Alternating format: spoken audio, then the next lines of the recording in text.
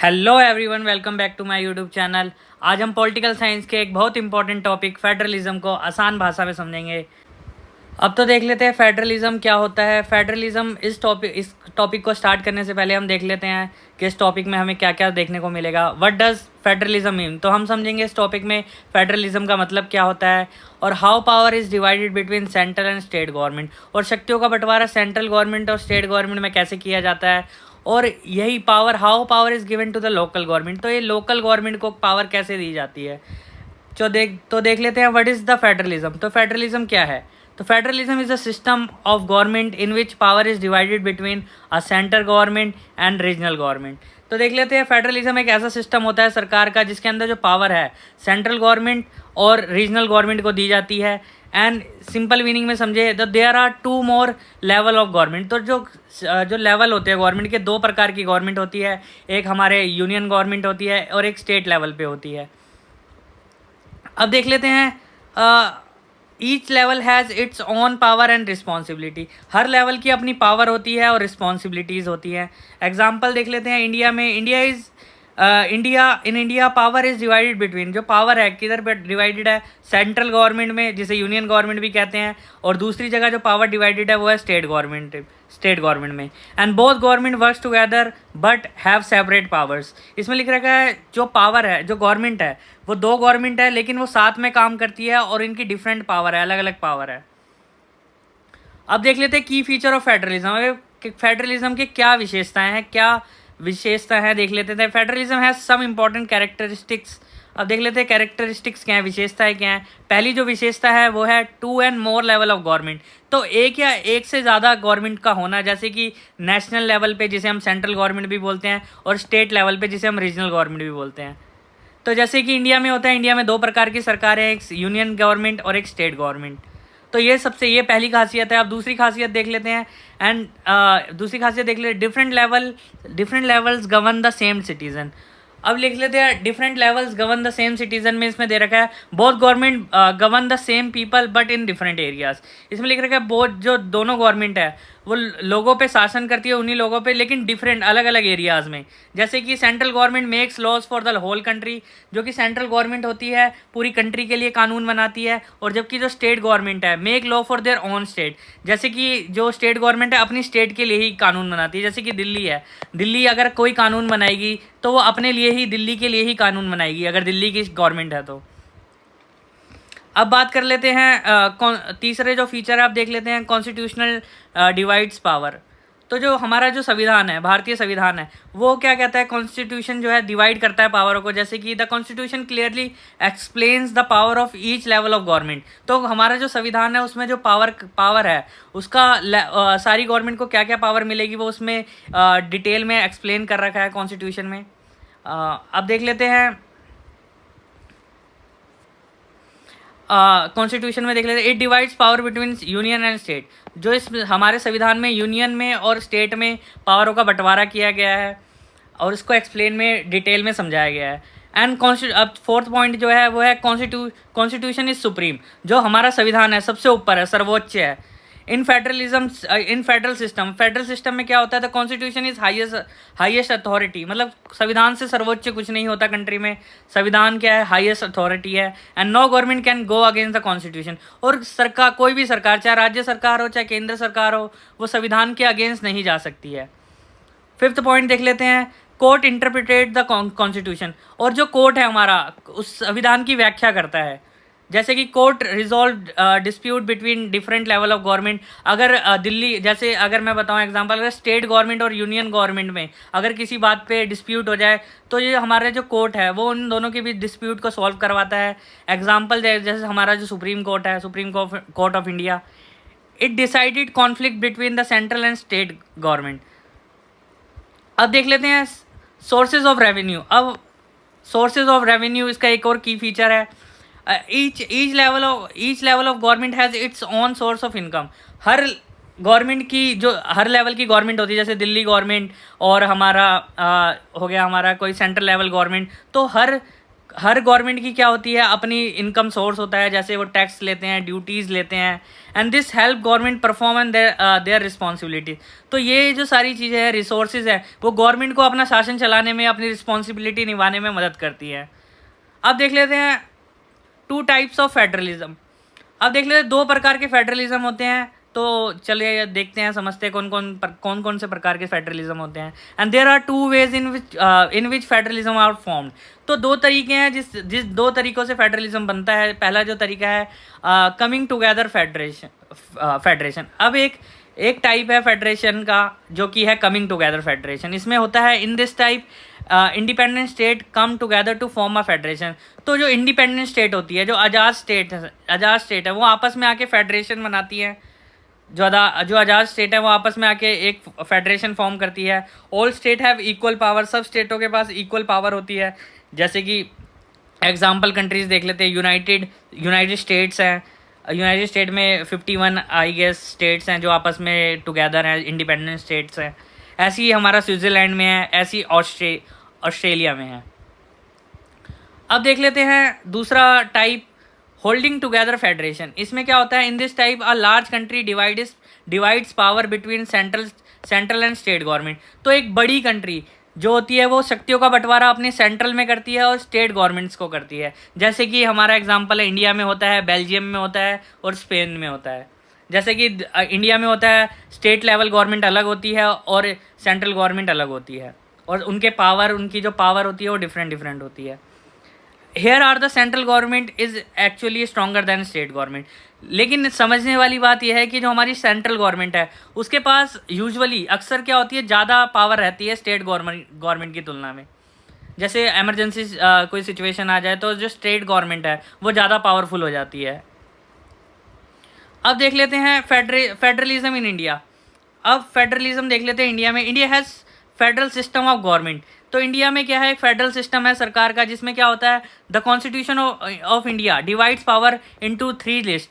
जो कॉन्स्टिट्यूशन है वो इन शक्तियों को 3 लिस्ट में बनाया गया है, जो शक्तियों का बंटवारा है। अब देख लेते हैं कौन सी लिस्ट किसके लिए है।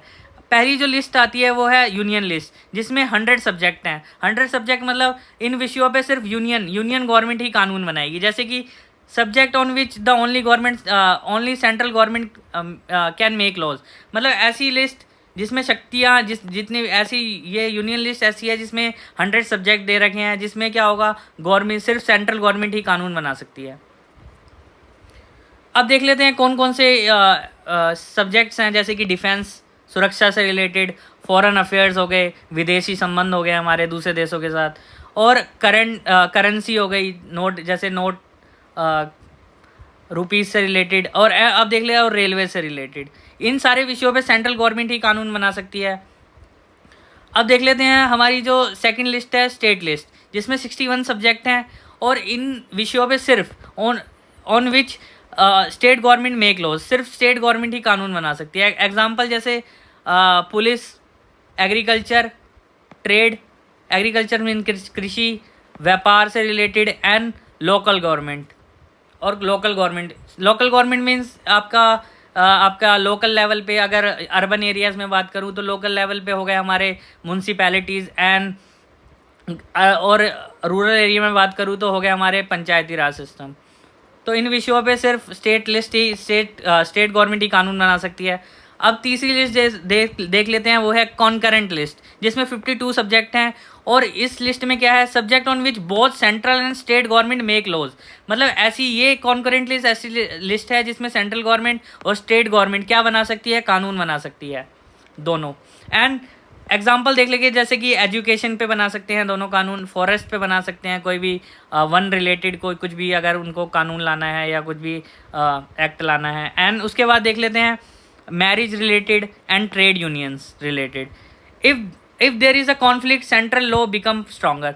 अब इसमें क्या लिखा है, अगर कॉन्फ्लिक्ट, कोई भी विवाद आता है तो सेंट्रल लॉ होगा, जो सेंट्रल कानून होगा वो स्ट्रॉन्गर हो जाएगा। मतलब सेंट्रल कानून जो है वो पूरे देश में लागू होगा। अब बात कर लेते हैं how federalism practice in India.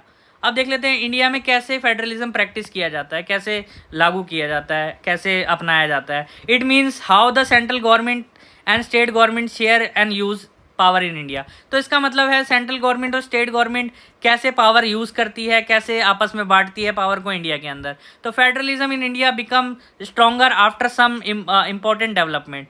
तो फेडरलिज्म जो इंडिया में है वो स्ट्रॉन्गर हो गया है कुछ सम इम्पॉर्टेंट डेवलपमेंट्स के बाद। जैसे कि अब देख लेते हैं लिंग्विस्टिक स्टेट। पहली जो आता है लिंग्विस्टिक स्टेट मतलब आफ्टर इंडिपेंडेंस, अब आज़ादी के बाद 1947 के बाद क्या हुआ, many state demanded state based on languages. तो बहुत सारी जो स्टेट्स हैं तो अपने उन्होंने मांग की कि जो राज्य हैं वो किसके आधार पे बनने चाहिए, राज्यों का जो नाम है जो उनकी भाषा के आधार पे होना चाहिए। तो in 1956 state were recognise according to language.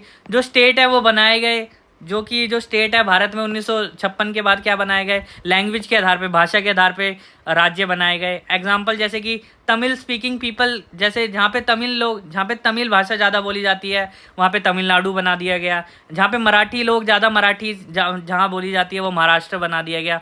This help reduce conflict. तो इसी से क्या हुआ, ये सारे कॉन्फ्लिक्ट से हमें लड़ने में मदद मिली। इससे हमारा जो फेडरलिज्म है और स्ट्रॉन्ग हो गया, जो हमने जो लिंग्विस्टिक बेसिस पे स्टेट्स बनाई। अब उसके बाद देख लेते हैं लैंग्वेज पॉलिसी। हमने फेडरलिज्म को और स्ट्रॉन्ग करने के लिए लैंग्वेज पॉलिसी अपनाई। जैसे कि इंडिया हैज़ मैनी लैंग्वेजेस। तो इंडिया में अलग अलग प्रकार की भाषाएं बोली जाती हैं। तो इसीलिए हमारे कॉन्स्टिट्यूशन में 22 भाषा को ऑफिशियल लैंग्वेज का दर्जा मिला गया है। हाउएवर फिर भी India is the official language. जो इंडिया है हमारी क्या आधिकारिक भाषा है end of the union government, मतलब यूनियन गवर्नमेंट की। English is also use for official work, और इंग्लिश भी जो है ऑफिशियल वर्क के लिए यूज़ की जाती है। And state can choose their own official language. और स्टेट को अधिकार भी दे रखा है कि स्टेट अपनी भाषा, चाहे उसे हिंदी को बनाना है ऑफिशियल लैंग्वेज या इंग्लिश को बनाना है, वो स्टेट तय कर सकती है अपने आप। अब देख लेते हैं सेंट्रल स्टेट रिलेशन। सेंट्रल और स्टेट का क्या रिलेशन है। Earlier the central government had more power. सबसे पहले क्या होता था, सेंट्रल गवर्नमेंट के पास ज़्यादा पावर होती थी। लेकिन आफ्टर 1990, अगर 1990 के बाद क्या हुआ, coalition government start in India, और भारत में क्या हुआ, कोलिशन गवर्नमेंट की स्थापना हुई, चालू हो गई। तो इस वजह से हमारे सेंट्रल और स्टेट रिलेशन और ज़्यादा स्ट्रॉन्ग हो गए। When a coalition government is form, जब कोलिशन गवर्नमेंट फॉर्म की जाती है, central government needs support from the state parties. जब कोलिशन गवर्नमेंट बनाई जाती है तो सेंट्रल गवर्नमेंट की मदद से बनाई जाती है। तो इसी वजह से उन दोनों के बीच कोऑर्डिनेशन बढ़ गया। इसी वजह से हमारे स्टेट और सेंट्रल रिलेशन और ज़्यादा फेडरलिज्म को मजबूत करने में हेल्प करते हैं। Because of this state become more important. इसी वजह से क्या हुआ, स्टेट जो है हमारी और ज़्यादा इंपॉर्टेंट हो गई। And their views are heard from more in national politics. तो इस वजह से क्या हुआ, इंडियन पॉलिटिक्स में इन स्टेट्स का और भी ज़्यादा इंपॉर्टेंस और महत्व बढ़ गया। अब देख लेते हैं डिसेंट्रलाइजेशन मीन्स। तो डिसेंट्रलाइजेशन का जो मतलब होता है transferring power to local government, मतलब शक्तियों को किधर ट्रांसफर करना, लोकल गवर्नमेंट को। दिस वो strengthen by 73rd and 74th constitutional amendment 1992।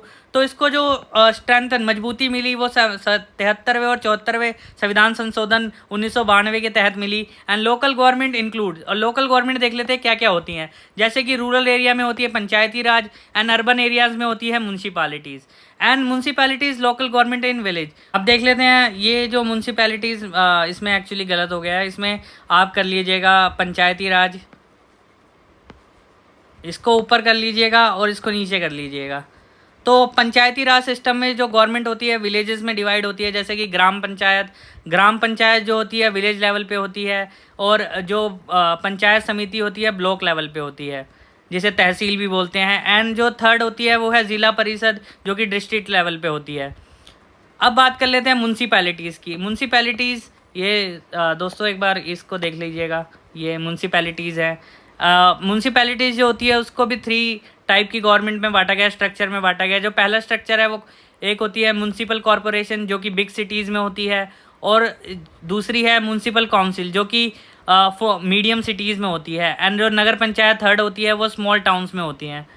Towns means होते हैं जो ऐसी स्टेट है जो कि अभी उन्होंने सिटी बनना चालू करा है, जो कि ट्रांसफॉर्म हो रहे हैं, जो विलेज है वो ट्रांसफॉर्म हो रहे हैं सिटीज़ में, तो उनको बोला जाता है स्मॉल टाउन्स।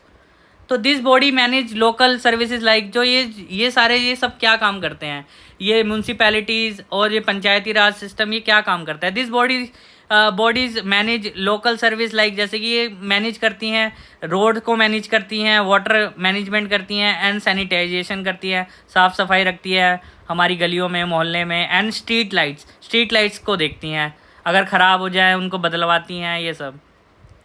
अब देख लेते हैं फीचर ऑफ लोकल गवर्नमेंट, इसकी विशेषता क्या है लोकल गवर्नमेंट की। तो रेगुलर इलेक्शन होने चाहिए, local government election happen regularly, जो लोकल इलेक्शन है वो रेगुलरली होने चाहिए हर 5 साल में। Reservation for SC ST and women, और रिजर्वेशन होनी चाहिए वुमेन्स के लिए, SC ST के लिए। जैसे कि some seats in local bodies are kept for, इसमें जो सीट्स होती हैं जैसे लोकल बॉडीज़ के अंदर, जैसे कि म्यूनसिपैलिटीज़ में और पंचायती राज में कुछ सीटें जो होती है SC ST वुमेन्स के लिए रिजर्व रहती हैं उनके कैंडिडेट्स के लिए। एंड लोकल गवर्नमेंट फॉर्म, तो लोकल गवर्नमेंट जो है क्या लोकल डेवलपमेंट वर्क, अब देख लेती है लोकल डेवलपमेंट का काम करती है, जैसे it works on development of the local areas like road water and sanitisation, जैसे कि हमने पढ़ा ये जो काम करती है उनके विकास का काम करती है लोकल एरिया के अपने, जैसे कि रोड का, वाटर का और सैनिटाइजेशन साफ सफाई का। अब देख लेते हैं आप पार्टिसिपेशन ऑफ लोकल पीपल।